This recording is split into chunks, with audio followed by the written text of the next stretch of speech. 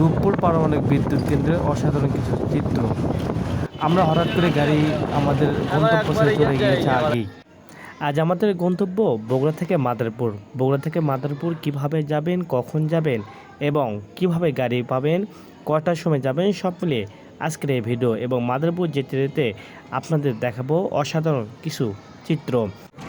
পৌনে 7টায় গাড়ি, আমাদের ঘুম থেকে উঠতে এবং গাড়ি আসতে দেরি করেছে। আমাদের গন্তব্যে পৌঁছতে হবে আর মাত্র 3 মিনিট বাকি রয়েছে।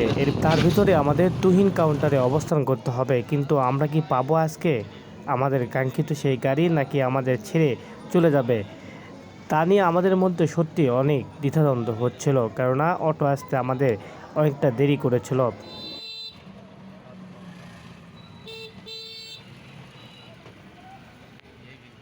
আমরা এখন অবস্থান করছি সাতমাথা, আর সময় রয়েছে মাত্র 2 মিনিট। দেখতে দেখতে আমাদেরকে গাড়ি ছেড়ে চলে গিয়েছে।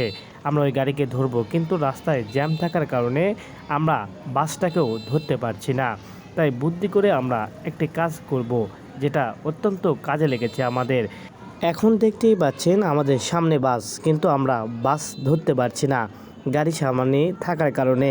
আমাদের সামনে বাস যাচ্ছে, আমরা পেছনে অটো নিয়ে তাকে আমরা ধরার চেষ্টা করছি, কিন্তু আদৌ কি সম্ভব অটো থেকে বাসকে ধরা?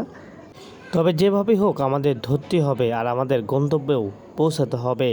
গাড়ি যাচ্ছে এবং আমাদের সাথে অটো যাচ্ছে, যতটুকু সম্ভব।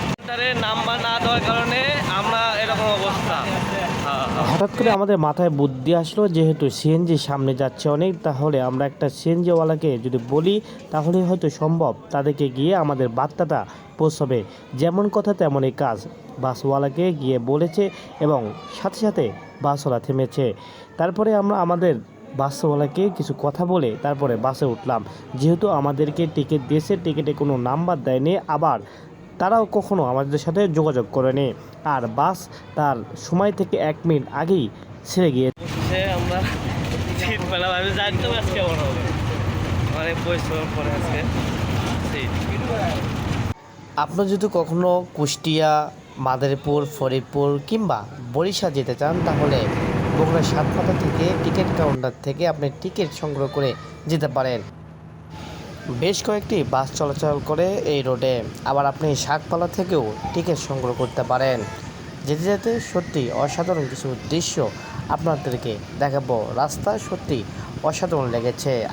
আগের তুলনায় এখন রাস্তার কাজ সত্যি অসাধারণ। রাস্তার সবসময় যেন কাজ চলতেই থাকে। আমাদের গন্তব্য যাচ্ছে, তবে বেশ কয়েক জায়গায় গাড়ি থামে এমনটা না, শুধুমাত্র পাবনায় গিয়ে আপনাকে কিছু বিরতি দেবে, যেটার মধ্যে আপনাকে প্রস্রাব পায়খানা বা সকালের নাস্তাটা করতে পারেন। আমাদের নাস্তা খাওয়া শেষ, আবারও আমাদের গন্তব্য এখন চললো। যেতে যেতে এরকম মোড়গুলোতে সত্যি অসাধারণ লাগবে আপনাকে।